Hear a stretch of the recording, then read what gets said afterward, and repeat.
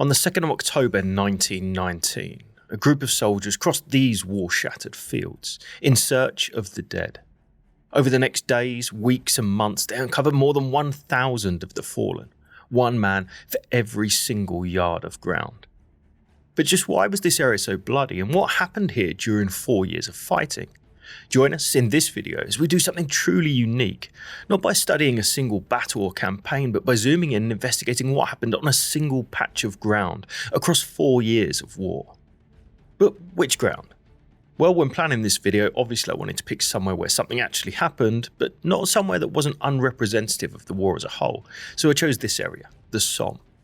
Today it's known as a bitter and deadly battlefield, but the truth, as we'll see, is that it wasn't always the case.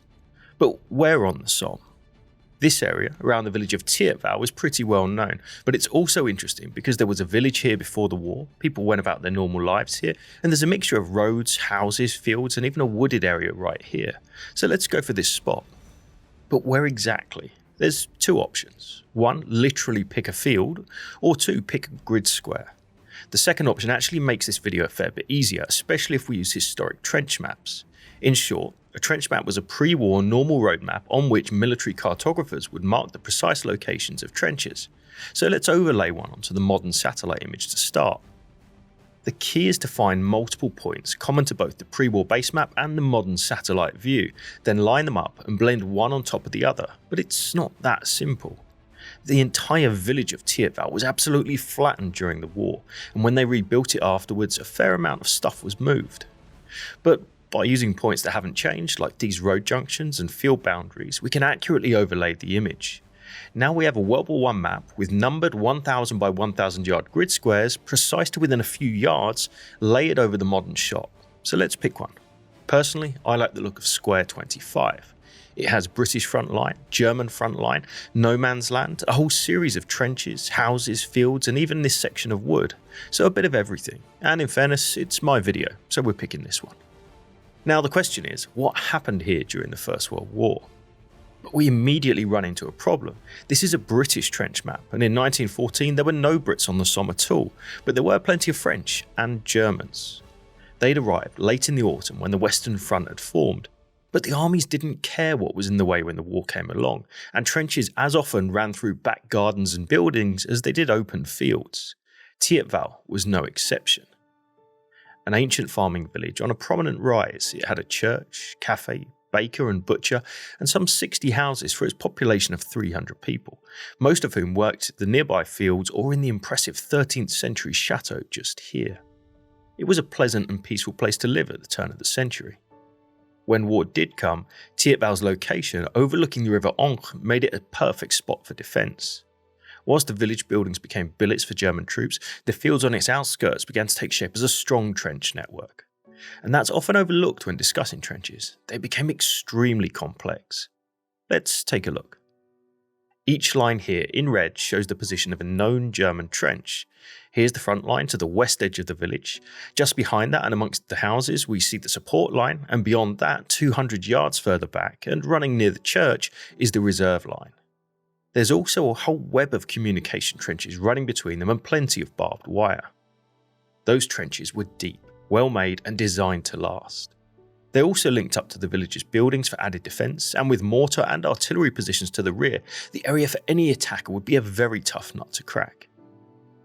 The area was so tough in fact that throughout 1915 there had been no concerted French efforts to actually assault Ypres, though there had been plenty of shell fire, which in particular took its toll on the chateau. Ironically though, in 1915 the Somme was considered a quiet sector. Compared to other parts of the line, serving around Ypres was not a bad posting, as the mass attacks taking place elsewhere largely avoided this place. All that was soon to change. By December, the ever-growing British Army began to take on more of the Western Front from their French allies, including the Somme. Now came new troops, who began looking to the offensive. Let's switch over to a German map briefly. It's extremely interesting as it shows the Allied positions in early 1916, which were based predominantly on the edge of Ypres Wood. Each of these red lines represents a trench, mirroring the German ones just here, with this gap in between being no man's land. By using a modern measuring tool, we can calculate the distance it covers. At this point, there are only 85 yards between the two front lines, but here at one of the wider points, there are 400 yards of no man's land, much more usual for the Western Front. The thing is, the lines changed too, literally all the time, as new trenches were dug, positions altered, and old ones abandoned. Square 25 was an ever-evolving world. When we zoom down and look at this same area today with a drone, it's hard to imagine exactly what this looked like back at the time. We see here the modern village of Ypres in the distance, with its rebuilt church, Ypres Wood to the right, along the edge of which was the British front line, and these fields just here where the German positions ran. But in truth, it's hard to see any signs of the war. That is, until we turn to a bit of new technology, LiDAR. Used to scan large areas of ground and effectively strip away foliage, we can reveal what still lies beneath. By looking at LiDAR for Ypres Wood today, we get this incredible image. It shows the remnants of the old trenches still buried in the undergrowth of the forest a century on. We can even identify individual shell holes from long-forgotten explosions. It's fascinating to compare with the trench maps of the time too, which match up precisely, telling us that this trench right here on the edge of the wood was once called Whitechurch Street. Even the fields, which to the naked eye look unremarkable, give away a few secrets with LiDAR, as little rises in the ground show the ghost of where those trenches once ran. By June 1916, across this front, big plans were underway as the Allies prepared to launch a huge offensive on the Somme. In order to increase the chance of success, the British had decided to hammer the German trenches with more than 1 million shells across an 18-mile front before the attack, with devastating results. Over the course of 7 days and nights, the village was utterly annihilated, with virtually all the remaining buildings damaged or destroyed, and the once imposing chateau reduced to a mound of rubble. Then came the attack. Launched from these very positions on the 1st of July 1916, the leading troops of the Ulster Division in this area had crossed no man's land and actually made good progress at first, capturing the formidable Schwaben redoubt just here. The village, though, bitterly fought over, had remained in German hands, with hundreds of men falling to machine gun fire on its approaches. The defenders had fought back hard, and repeated counterattacks forced the Ulstermen to abandon their gains, and by the following dawn were back in their trenches in Ypres Wood, having suffered 5,000 casualties in one day. For 4 more months the fighting went on, with Ypres at its heart. It was an utterly exhausting experience, as this image, taken in this trench, in this tree line, shows. We're fortunate actually that great imagery exists from the area around Square 25. This night shot, taken on the 15th September, shows the tracks of shells being fired during an artillery bombardment. This classic no man's land image exists too, created by a photographer literally raising his camera over the trench parapet and then used for intelligence gathering. It offers a fascinating snapshot of Ypres Wood, or what was left of it, mid-battle. Hard to make out, but in the distance, the shattered remnants of the village. As the fight dragged on into late September, the gunfire continued. And now combined with worsening weather, the battlefield turned into a mass of mud-filled shell holes. A couple of aerial images paint a powerful picture. The first, taken before the battle, shows the German front line and village right in the heart of Square 25. Individual traverses in trenches can clearly be identified, as can numerous damaged buildings, lines of trees, roads and gardens. But this second photo of exactly the same place, taken in September, shows a very different scene. Now hundreds of shell holes pepper the landscape, no houses remain, no trees remain, and all that are left are German trenches that crisscross the landscape. From above, the battlefield looks horrific, but on the ground, it was far worse, as one frontline veteran recalled. We took over this trench somewhere near Ypres, and it was full of dead Germans who'd been there some time. Some were sitting on the steps of these deep dugouts, some lying on the trench floor. We'd seen plenty of dead people before, but nothing like this. They were all bloated, different colours, pallid grey, green, black. It's a funny thing, you know, but you'd think you possibly couldn't eat anything. But we didn't take any notice. It goes to show how your mind can get inured to that kind of thing. We started making up the trench and we had to tread on one of these blokes who was partly buried, and every time we trod on where he was lying, his tongue would come out. This caused great amusement amongst our people. It wasn't until late September that finally troops of the 18th Division managed to wrest the ruins of the village from the equally exhausted Germans. Now using Thiepval not as front line but as a support position, thousands of troops moved through it to attack down this slope to the River Ancre on the 13th of November. That battle, successful in the scheme of things, effectively marked the end of the 1916 Somme campaign. But not the end of the war, which now dragged on elsewhere, with the front lines in this sector located just here, a little over a mile away. For the first time in quite some time, men could pass through Square 25 without the imminent risk of death, though it was still far from safe. This same area through the early winter continued to be occupied, though the most common visitors were working parties passing through to take rations to the front lines, or stretcher bearers bringing the wounded back to aid posts. Things really changed in February 1917, when the Germans made a big decision. Under a cloak of secrecy, they voluntarily gave up massive tracts of land, withdrawing behind a new and formidable defensive position known as the Siegfriedstellung, or Hindenburg Line. That withdrawal took the front line some 19 miles from Square 25, far enough for the first inhabitants of Thiepval to return, only to find that hardly a brick still stood on top of another.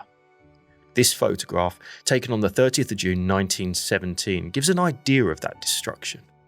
Now you might be looking at this thinking, where exactly is the village? Well, see this light-coloured smudge on the landscape? That's it. Blasted into oblivion. The war wasn't done with Square 25 just yet, though. On the 21st of March 1918, the Germans launched their massive spring offensive. With stormtroopers, aircraft and masses of heavy artillery, they smashed open the Western Front and began a drive which saw all of the ground taken at such heavy cost in 1916 recaptured in just a few days. Square 25 was no exception. By the 24th of March, the German army was back at the door of Thiepval, and 2 days later they forced the British from the hard-won village. But ironically, it was places like this that contributed to the ultimate defeat of the spring offensive. Advancing on good roads and open fields was one thing, but crossing a smashed-up battlefield was extremely slow work, and that, combined with heavy casualties and exhausted troops, meant that by the end of June, the spring offensive had failed. Failed, but gained significant ground. Again, Thiepval was behind the front lines, but now in German hands. Like before, wounded, carrying parties, and more troops passed through the village on their way to and from the front. The landscape, though, tells a powerful story. On the 9th of May, an RAF scout aircraft from No. 15 Squadron took this image of Square 25. The village, ominously annotated Site of, is simply a mass of shell holes. The open fields that had once been no man's land now have new trenches, German ones, which link the old British and German front lines together so that the occupiers could use the entire system in the area. By the 22nd of June, the front lines were a little under 2 miles from Thiepval on the far side of the River Ancre. This trench map from that date shows how the battlefield has evolved. The dotted lines here represent old trench lines that had fallen into disrepair, and only the ones marked by solid lines were still occupied. As we see, most of those in our patch of ground were, by June 1918, no longer in regular use. By August, the scene was set for a massive assault on the Western Front, which would bring the war back to Square 25 one final time. Now the Allied armies, with a massive manpower boost in the form of American troops, were ready to attack. This time, combined arms, tanks, artillery, air power and infantry, all much improved, would shatter the deadlock. Early on the 8th of August 1918, it began outside Amiens, with the Allies making huge gains. In a desperate attempt to plug the leak, troops were stripped from other parts of the battlefield, which in turn created opportunities elsewhere. By the 20th of August, men of General Byng's Third Army had joined the attack, and 4 days later, with tanks by their side, Welshmen of the 38th Division entered Thiepval and passed through the heaps of rubble bearing that name. That advance, part of the famous 100 Days Offensive, would prove decisive, and despite extremely bloody fighting, would only end on the morning of the 11th of November 1918, with the signing of the armistice. The war in Square 25 was over. But at what cost? To say it was high would be an understatement. Thiepval, like dozens of other villages, had been wiped off the map. The result on a human scale was horrific. Men who'd been killed way back in 1914, whose bodies had been pulverised by shells, had simply disappeared. Others, relatively untouched, had been ravaged by the elements and ever-present rats, and battlefield debris lay strewn across the area. More than a century on, these fields are still giving up their secrets. Each spring, when the farmers begin the ploughing of Square 25, we get the iron harvest. Unexploded shells, bullets, shrapnel and bits of kit dragged back to the surface after 100 years underground. In late 1918 though, there was a different kind of harvest. Bodies. The awful job of finding and identifying the dead fell to these guys, men of the graves registration units. As soon as the fighting had moved away from Square 25 in 1917, that job had begun, with methodical searches and attempts to find the fallen. It was, as you'd expect, horrendous work, especially in Square 25, and it went on for years, with the chance of identification decreasing with every passing season. In truth, nobody knows how many bodies were actually recovered from Square 25, though one record, still shrouded in mystery, maybe offers a clue. Unofficially known as body density maps, they were created around 1919, possibly by a Colonel Messer, tasked with identifying marked, isolated graves on the Western Front. Exactly what parameters he employed when adding in these pencil numbers on a trench map is unclear, but zooming into Square 25 provides sobering reading. These 4 quadrants alone are written 150, 513, 125 and 463 respectively. If this indeed relates to the numbers of bodies recovered, it means that taking only marked graves, as of mid-1919, there were an average of 1.2 bodies recovered for every single yard of Square 25. And that's certainly not the whole number, because for decades afterwards, even to this very day, more men are found each year. This concentration report gives some idea of that process. It shows that on the 2nd of October 1919, men of the 148th Labour Company had been out on graves registration detail, and that, on this page at least, 15 bodies were recovered. Of that number, 12 remain unidentified. Of note are these 3. Which in response to the question, was a cross found on the grave, state no. All 3 are unknown and were likely discovered as men scoured the battlefield. And on it went. This report, dated 18th of January 1938, details the recovery of 2 more bodies from the Somme. One being positively identified by his identity disc and shoulder titles as Private C. Martin, 1st Battalion Hertfordshire Regiment. Records tell us that the man was in fact 30-year-old Private Charles Martin, who'd been killed in the Battle of the Ancre, but whose remains had been subsequently lost. The most powerful part of this report for me, though, is this reference, 57D R25B 1575. By switching back to the maps we've been using throughout this video and finding Square 25, Quadrant B, this one, then looking 15% of the way along from the bottom of the square and 75% up it, we reach here, which shows us the precise location where 2 decades after the guns fell silent, one of the fallen of the Somme was found. In a way, he was lucky. Most were never identified, and though they were buried in cemeteries, they were done so as unknowns. Of course, the losses suffered on the Somme were from all sides, and the true cost in German, French, British and Commonwealth troops will never be known. But a glimpse can be found here, at the Withdrawal Memorial, where a staggering 72,000 of the British missing are remembered, on the site of the former Withdrawal Chateau. Thanks for watching. For those like us who love to explore old battlefields, we have some really exciting news. In June, as part of the Not So Quiet on the Western Front podcast, I'll be leading a group back to the battlefields, including a visit to this very location. Over 6 days, we'll visit some of the most iconic sites from the First World War, including Ypres, Vimy Ridge, Arras, and of course the Somme. I can honestly say it's an unforgettable experience, and if you'd like to join us, be sure to check out all the details in the link below. I want to finish with a final plug to the incredible work of the Western Front Association's Trench Mapper program, a system where more than 10,000 World War I period trench maps, aerial photos and overlays have been painstakingly geolocated, making them an incredible resource for historians and history lovers alike.